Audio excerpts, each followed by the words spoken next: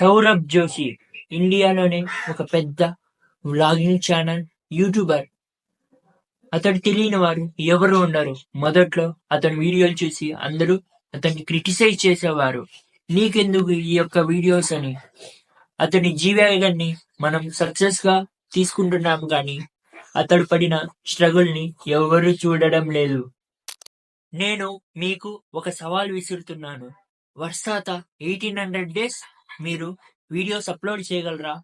Of course మీరు upload చేయలేరు. కనీసం 180 డేస్ కూడా అప్లోడ్ చేయలేరు.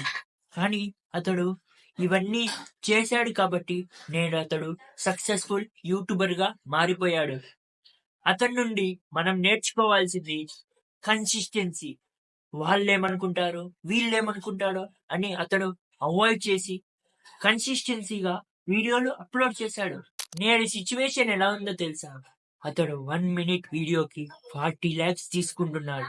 నేను దీని నుండి ఏమి చెప్పదలుచుకున్నానంటే, మీరు సక్సెస్ అయినా సక్సెస్ కాకున్నా నెవర్ కన్సర్న్ అబౌట్ అదర్స్. ఇతరులని అస్సలు పట్టించుకోకండి.